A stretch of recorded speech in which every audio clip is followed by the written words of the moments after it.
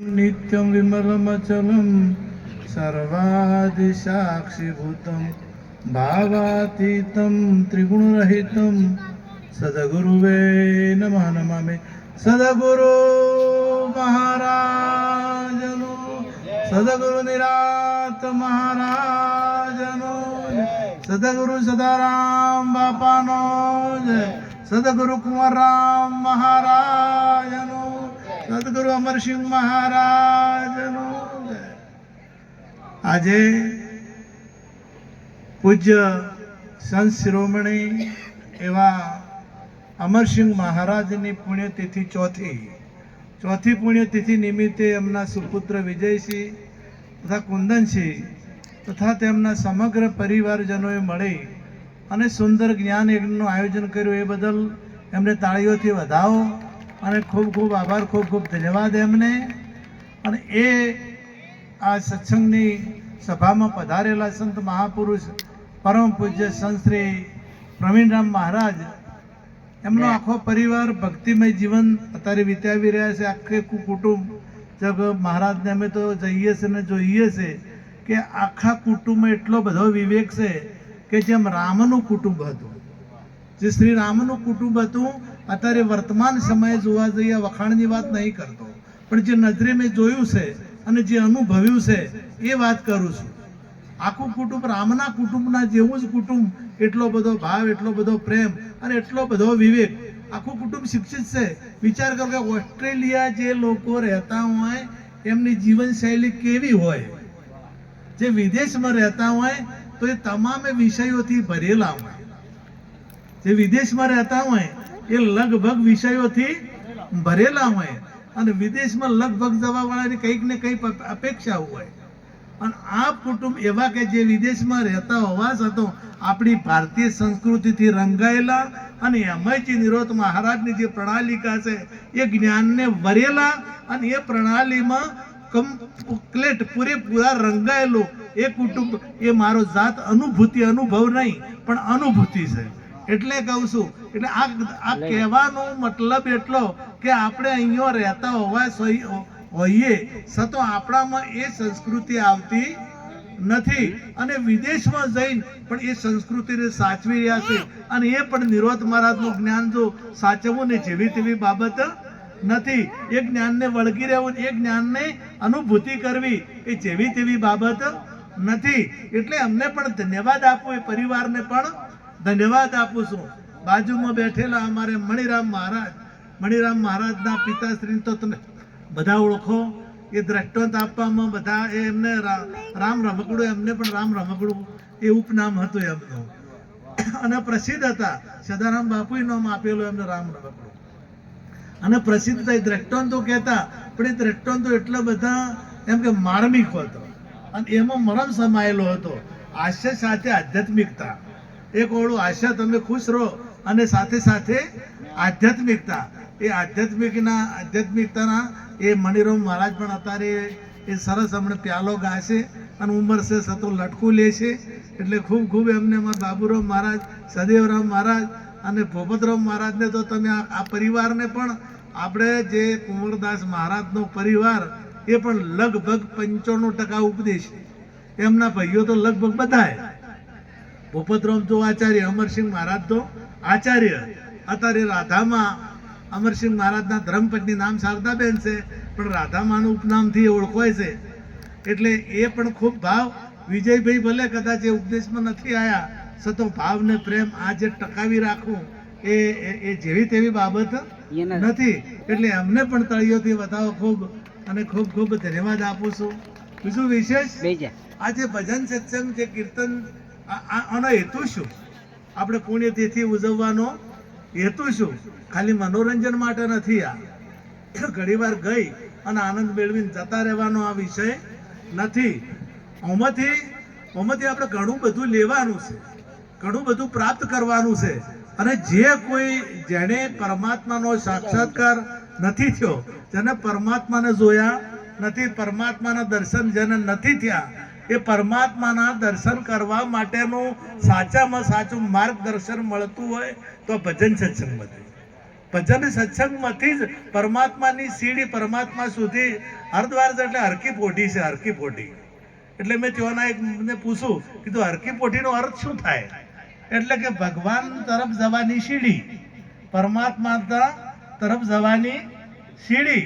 એમ આ પરમાત્મા તરફ જવાની જો સીડી જો નિસરણી મળે તો અહીંયા મળે, બીજી કોઈ જગ્યાએ મળતી નથી. એટલે ઓમાંથી આપણે કોક લઈને જઈએ, કંઈક ને કંઈક આપણા જીવનમાં ઉતારીએ તો ભજનમાં આયા એ ગણાય.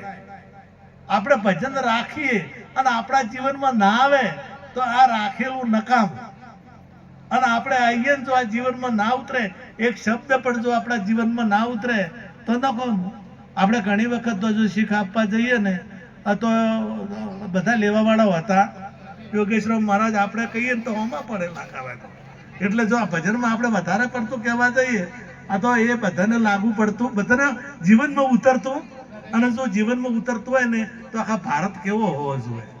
હા, આપણે આટલા બધા ભજનો થાય છે, આટલા બધા મેળાવડાતો હોય છે. એક જણો જો એક ભજનમાંથી એક જણો પ્રતિજ્ઞા લઈને જાય તો કેટલા ભક્તો થાય. એટલે દારૂડિયા હોય તો વધારે એનું ખાતું નથી વધારતા. જો એક ગામમાં દારૂડિયો થઈ જાય તો તમારે થોડાક મહિના થતા થતા પેલા 10-15 કરે ને કરી જ નાખે. તમારા ફેણિયા હતા ને પેલા, હવે ઓછું થયું, પણ એ જો કદાચ એક જણો કોળતો હોય ને તો 10-15 જણનું ટોળું કરી નાખે.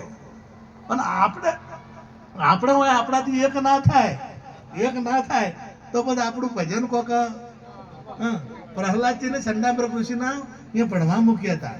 આ તો ચોકી પીરો ભરવાન રાખેલો હતો કે રામનું નામ નારાયણનું નામ લેવરાવું જોઈએ નહીં. કઈ નારાયણનું નામ આ વિષ્ણુનું નામ કે નારાયણનું નામ આ બાળક લે ને એટલે ચોકિયા થયો બિહાર્યા.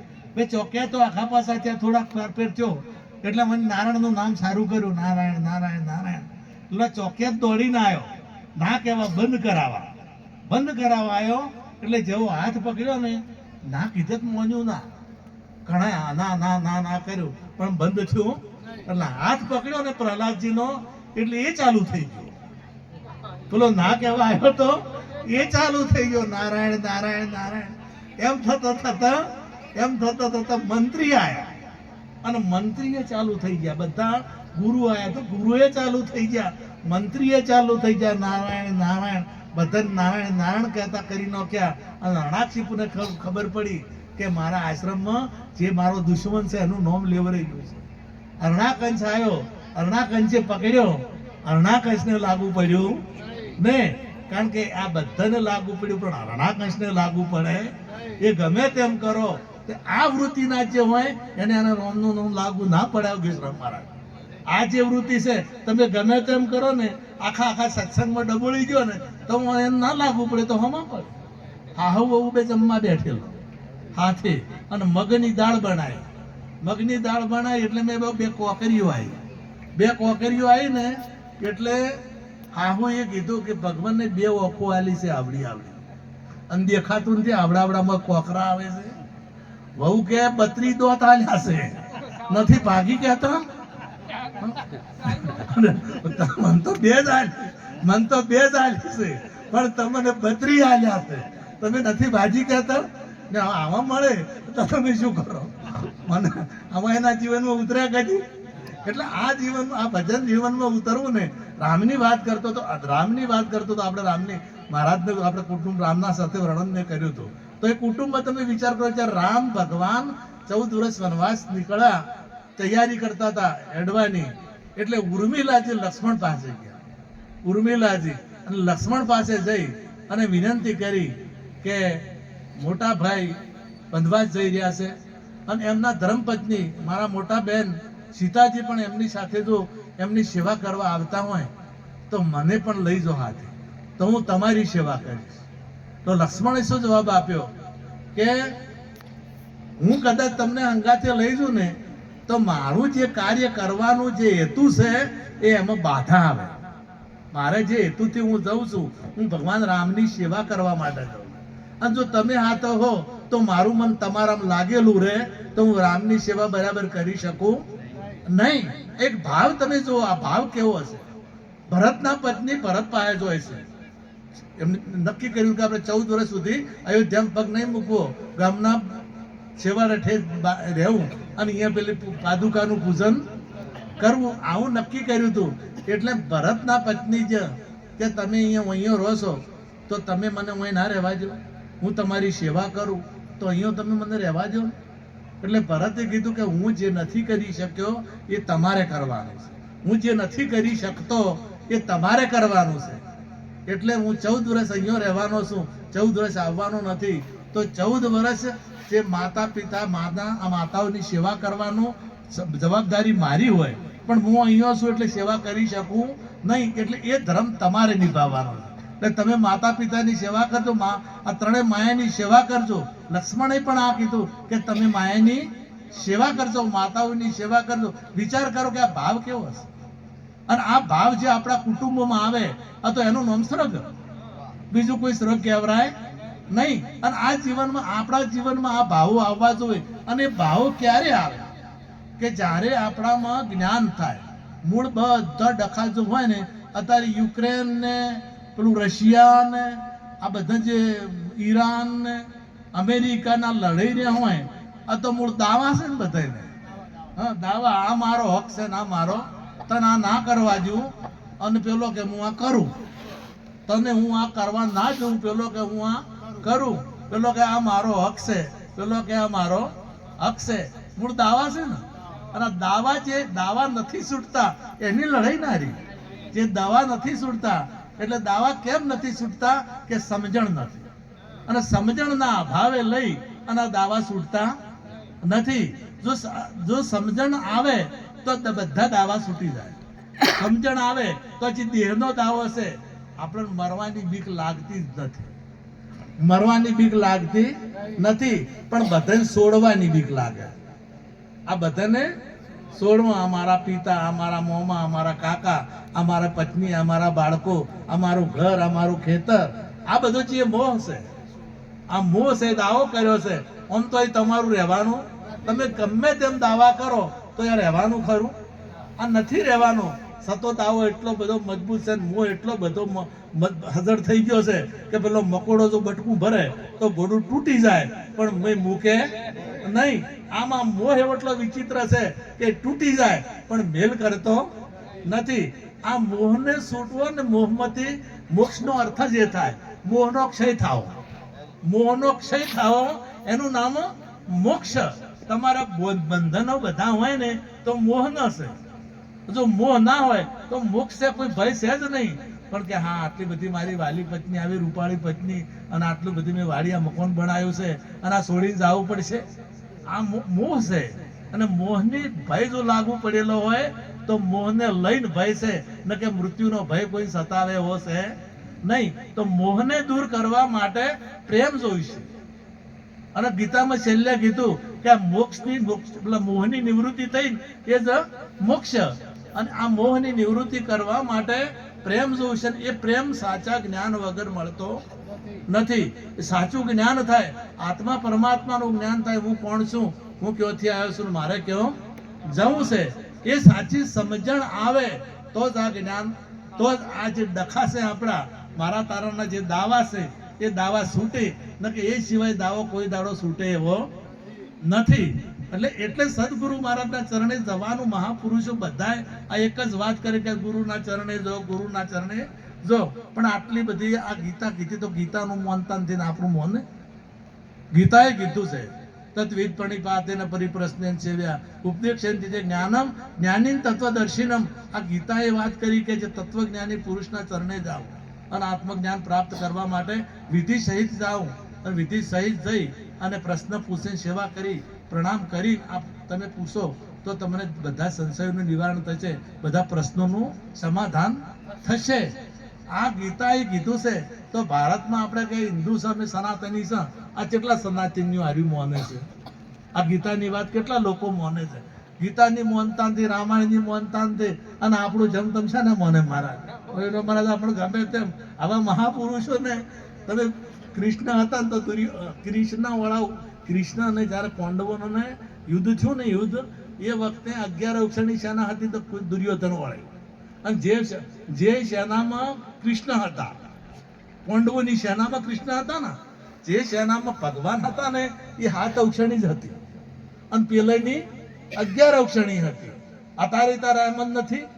જે સંતો છે એની સેના ઓછી છે, અને જે પેલા છે દુર્યોધન વાળા એ શેના ઘણી તમે ડેકડું વગાડ્યું હોય ને એક નાગડી કઈ પત ને હોય તો હમત જ ના હમણે હાવ તૂત છે હાવ જૂઠું છે તો એમણે લોકો હમાતા અરે તમે હું પાથરો ના બોલો કશું હોય ના તમે ચા ના પાવો તમે કશું ના કરો તો એ તમારે હમોય જ ના એટલે આ એ શેના એ લોકોની ઠેઠથી હેડી જ આવે છે આ તો જે ભગવાનના ખાતા વાળા છે એ હમણાં આવે છે અને આ તો આ સમય એવો છે ને આ મોબાઈલનો યુગ આવ્યો છે દ્રષ્ટાંત મારી વાતને પૂરી કરું હું આપણે હગઈ અમને મહારાજની વાત કરી હતી હગઈની એટલે મને હગઈની વાત યાદ આવે હગઈ કરતા પહેલા હવે મોબાઈલ મંગાવે પેલો જ આપણે મોબાઈલ મંગાવે એટલે પેલાને વાતો કરવી અને પેલા ભાઈને વાતો કરવી હોય પેલી ભાઈને વાતો કરવી એટલે હગઈ થતા પેલા મોબાઈલ મોકલાવે અમુક કુટુંબો નહીં મોકલાવતા પણ અમુક તો પેલો મોબાઈલ અને પેલી ભાઈએ મંગાવે કે મોબાઈલ મોકલાવજો મોબાઈલ મોકલાય એટલે પેલા ભલામણ કરી કે આ મોબાઈલ મોકલું છું તો હવે મારી વાત તારે વાત પેલી ભાઈથી શરમાળ પ્રકૃતિ આ સમયને ભારતીય સંસ્કૃતિને અનુરૂપ રહેવા વાળી નહીં એટલે પેલા મોબાઈલ મોકલ્યો ખરી પણ કે મને જો મારું કુટુંબ મોટું છે ઝાઝુ કુટુંબ છે એટલે મને વાત કરતા ફાવશે નહીં મને શરમ લાગે તમે કહો હું કુંવારી છું અત્યારે જમાનો બદલાણો છે અત્યારે હગાઈ કરીને ફરવા પણ જઈએ છે પણ હું એ કુટુંબ વાળી નથી એટલે હું જેમ ફાવે વાત કરી શકીશ નહીં તો કે તું ભણેલી એટલે સંદેશ મોકલતા આવડશે ને મેસેજ હા કે મેસેજ કરતો આવડશે તો મેસેજ કરે કે સૂતી હોય તો સપના મોકલ જાગતી હોય તો યાદો મોકલ અને રોતી હોય તો ઓહુ મોકલ પેલી બઈ હતી ને એમ ખૂબ હોશિયાર હતી ખૂબ સમજણી હતી કે વાહણ ઘણું છું અઠવાડો મેકલું કહેવાનો મારો મતલબ આ યુગ જે છે ને આ યુગ આ મોબાઈલ જે છે ને મોબાઈલમાં સારું હોય અને તમારે અઠવાડો જોવતો હોય તો અઠવાડો એમાં છે અને જ્ઞાન જોવતું હોય તો જ્ઞાન એમાં છે આ મોબાઈલ છે ને આ મોબાઈલ આ એક મોબાઈલ જ છે આ હલતો ચાલતો ફરતો આ મોબાઈલ છે અને આ મોબાઈલમાં બધું છે કે નથી આત્મા પરમાત્મા આમ તો કામ ક્રોધ લોભ મોહ મદ મચ્છર આ અઠવાડો રૂપ રસ ગંધ શબ્દ સ્પર્શ આ બધો અઠવાડો આ અઠવાડો નીકળી જાય ને તો દયા ધર્મ શીલ ને સંતોષ આવે આ અઠવાડો બધો નીકળે તો આવે આ કામ ક્રોધ મોહ મદ નીકળે તો પ્રેમ આવે આ પ્રેમ સિવાય આ પાકે નહીં હેત વગરની શું હડી આખો ભગત એમ કહે બોથું બાણ ના કાંઠે બખ્તરની કડી પ્રેમ કેરા પંથમાં પ્રેમી હજારો થઈ ગયા વેમમાં ભૂલા પડેલા જો હતા ત્યો રહી ગયા પ્રેમ સાચો પંથ છે સમજીને પ્રેમી જાય છે વેમની વમળમાં વેમી જનો અટવાય છે પ્રેમ કેરા દર્દમાં દર્દી દવા લેતો નથી દર્દે દિલને દિલમાં ઓછું થવા દેતો નથી આ પ્રેમ ચાર પાકે ચાર પ્રજારે સત્ય જે તમામમાં જે વસેલો પરમાત્મા એ આપણને આ દ્રષ્ટિથી પરમાત્મા દેખાય તો બધા સાથે આપણને પ્રેમ ઉદ્ભવે અને બધામાં પ્રેમ ભાવ જાગે અને તમામમાં કોઈ ભેદભાવ રહે નહીં આટલું કહી મારી વાણીને વિરામ આપું સદગુરુ જય ગુરુ મહારાજ.